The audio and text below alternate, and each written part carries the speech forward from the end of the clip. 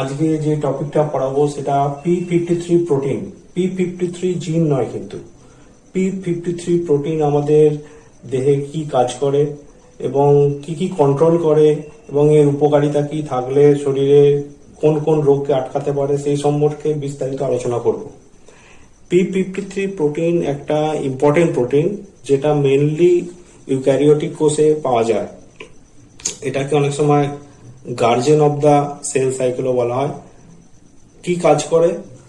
Control করে sell সাইকেলটাকে এবং sell ডিভিশনকে control করে থাকে। যদিও যদি কোনোভাবে সেলের মধ্যে বা সেল ডিভিশনের মধ্যে কোনো প্রবলেম থাকে, সাপোজ কোনো সেল ডিভিশনের সময় ডিএনএ সাফিসিয়েন্ট তৈরি হলো না সেই সেলের মধ্যে, তাহলে P53 প্রোটিন সেই সেলটাকে বা সেই সেলের ডিভিশনটাকে পুরোপুরি বন্ধ করে দেয়, স্টপ করে দেয় সেল ডিভিশন, এবং সেই সেলটাকে কিন্তু মৃত্যুর পথে এগিয়ে নিয়ে যায়, মানে কিল দা সেল করে দেয়। এটা যে পদ্ধতির সাহায্যে হয় সেটাকে বলবো আমরা এপিপটসিস বা প্রোগ্রাম সেল ডেথ। তাহলে এটা একটা গুড প্রোটিন আমাদের শরীরের মধ্যে। সেই P53 প্রোটিন সম্পর্কে আমরা আলোচনা করব। P53 প্রোটিন তৈরি হয় কিভাবে? ধরছি P53 প্রোটিন তৈরির জন্য P53 জিন রেসপন্সিবল। সো P53 জিন থেকে কিন্তু P53 প্রোটিন তৈরি হয়। সাপোজ এইগুলো হচ্ছে P53 প্রোটিন, লিখছি এখানেতে P53 প্রোটিন। তাহলে P53 জিন P53 প্রোটিন তৈরি করছে এবং প্রত্যেকটা সেলেই কিন্তু P53 প্রোটিন তৈরি হয়। কিন্তু যদি সেলটা কোনো সেলের মধ্যে যদি কোনো প্রবলেম না থাকে, মানে ডিএনএ সাফিসিয়েন্ট তৈরি হয়েছে এবং সেলের মধ্যে কোনো অন্য কোনো প্রবলেম যদি না থাকে, তাহলে কিন্তু P53 প্রোটিন সেলের মধ্যে তৈরি হয় এবং ডিস্ট্রয় হয়ে যায়। সো আমি বলতে পারি এটা P53 প্রোটিনটা হচ্ছে মানে সুস্থ সেলের ক্ষেত্রে আনস্টেবল।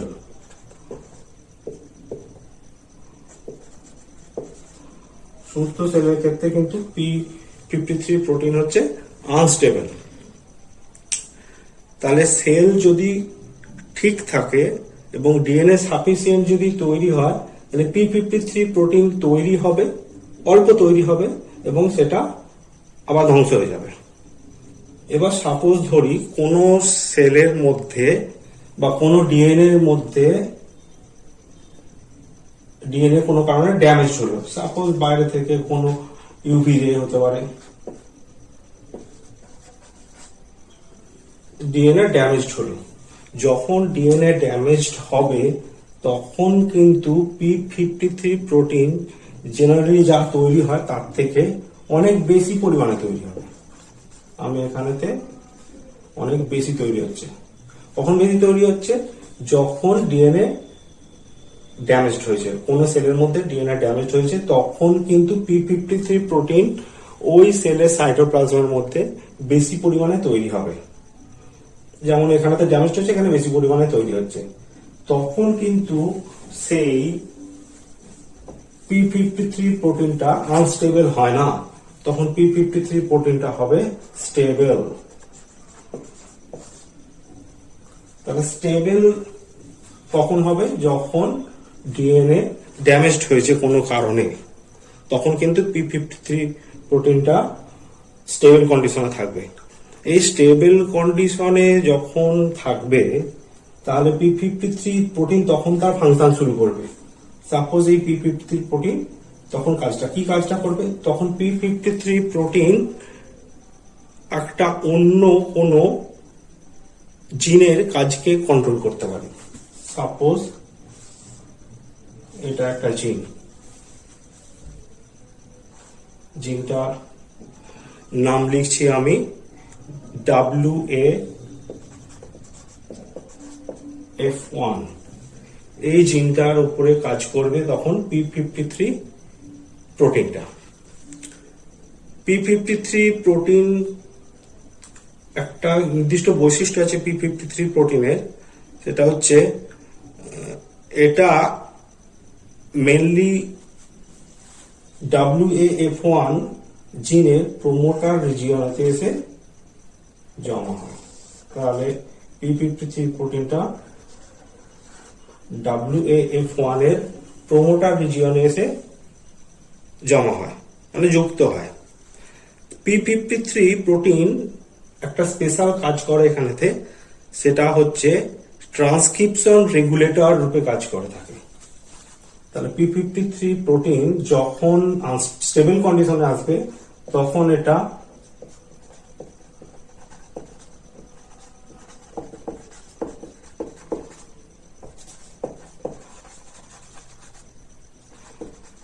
ট্রান্সক্রিপশন রেগুলেটর রূপে কাজ করবে, মানে ট্রান্সক্রিপশন প্রসেসে সাহায্য করবে। এটা P53 স্পেশাল ক্যারেক্টার। যেমন এখানেতে WAF1 জিনের ট্রান্সক্রিপশন ঘটাবে, ট্রান্সক্রিপশন ঘটিয়ে কি তৈরি করবে, ট্রান্সক্রিপশন ঘটিয়ে একটা RNA ফর্ম করবে। সেই RNAটার নাম দিলাম আমি WAF1 mRNA। এই WAF1 mRNA একটা প্রোটিন তৈরি করবে। সেই প্রোটিনটার নাম হচ্ছে, অনেক প্রোটিন তৈরি করবে, প্রোটিনটার নাম হচ্ছে P21। P21 প্রোটিন তৈরি করবে। এই P21 প্রোটিন একটা কাজ করে, সেটা হচ্ছে সেল সাইকেলে একটা কাজ করে। সাপোজ আমি এখানে একটা সেল সাইকেল, আমরা আগেও পড়েছি, সেল সাইকেলের একটা ছবি আঁকছি এখানেতে।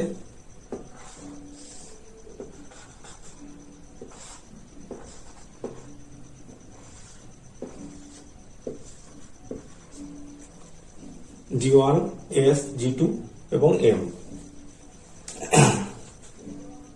এই G1 এখানে গুরুত্বপূর্ণ স্টেজ হচ্ছে S সিনথেসিস স্টেজে, যেখানেতে ডিএনএ মেন সিনথেসিস হয়ে থাকে।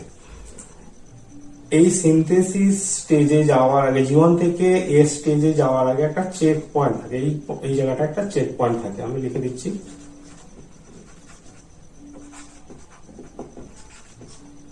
একটা চেক পয়েন্ট পাবো আমরা। এই চেক পয়েন্টটাতে দুটো জিনিস কাজ করে থাকে। একটা হচ্ছে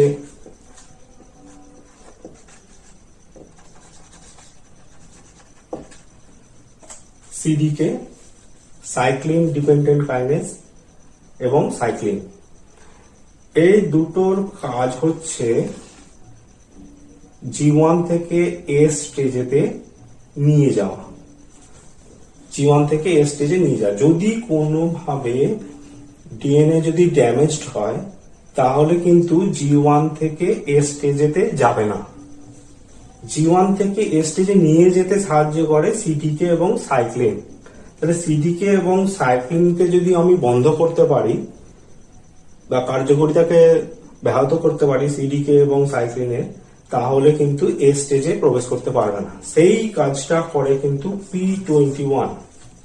সেই কাজটা করে P21। P21 কি করে, সাপোজ আমি দেখালাম এখানে P21টা দেখাচ্ছি এখানে, আর এখানে এটাকে দেখাচ্ছি। সাইক্লিন এবং সিডিকে কিন্তু একসাথে থাকে। সাপোজ এটা সাইক্লিন, এটা সাইক্লিন, এটা হচ্ছে সিডিকে। সাইক্লিন এবং সিডিকে একসাথে থাকে, এবং সাইক্লিন এবং সিডিকে কে আবদ্ধ করে নেয় P21 প্রোটিন। সাইক্লিন সিডিকে, এর ফলে কি হয়, এর ফলে কিন্তু সেলটা মানে G1 স্টেজ থেকে S স্টেজে কিন্তু প্রবেশ করতে পারে না। ফলে সেলটা G1 স্টেজের মধ্যেই থেকে যাবে এবং সেলটা আলটিমেটলি নষ্ট হয়ে যাবে বা যেটাকে আমি প্রথমে বলেছিলাম এপিপ্টসিস বা প্রোগ্রাম সেল ডেথ, সেই প্রোগ্রাম সেল ডেথ হবে। এই হচ্ছে P53 প্রোটিন কিভাবে কাজ করে, কার্যকারিতা। কিন্তু একটি গুরুত্বপূর্ণ প্রোটিন এবং আমাদের শরীরে সবসময়ই তৈরি হচ্ছে, কিন্তু কনসেন্ট্রেশন কখন বাড়ছে, কনসেন্ট্রেশন কখন কম, সেটা মনে রাখতে হবে। কনসেন্ট্রেশন বাড়বে যখন ডিএনএ কোনো রকম প্রবলেম থাকবে, তখন কনসেন্ট্রেশন বাড়বে। আর ডিএনএ যখন কোনো প্রবলেম থাকবে না, তখন সেটি তৈরি হবে এবং ধ্বংস হয়ে যাবে, আনস্টেবল অবস্থা থাকে। এবং যখন প্রবলেম থাকে তখন সেটা স্টেবল এবং পরবর্তী স্টেপগুলো যাবে। যদি কোনো ড্যামেজ না থাকে, এই পর্যন্তই কিন্তু শেষ হয়ে যাবে। যদি ড্যামেজ হয় কোনো কারণে ডিএনএ, তাহলে কিন্তু পরবর্তী সমস্ত স্টেজগুলো কভার করবে। এই হচ্ছে P53 প্রোটিন। P53 জিনের যদি কোনো কারণে মিউটেশন ঘটে, তাহলে কিন্তু ক্যান্সার সেল ফরমেশন হতে পারে। P53 জিন যদি মিউটেশন ঘটে, তাহলে কিন্তু এই স্টেজ থেকে এই স্টেজে ইজিলি চলে যেতে পারবে, মানে G1 স্টেজ থেকে এই স্টেজে প্রবেশ করতে পারবে এবং কোন রকম ভাবে ডিএনএ প্রবলেম থাকা সত্ত্বেও প্রবেশ করবে। এটা আমরা ভালোভাবে জানবো যখন P53 জিনের মিউটেশন সম্পর্কে পরে যখন ক্লাস নেব, তখন সেটা ভালোভাবে জানাবো। আপাতত এটুকুই।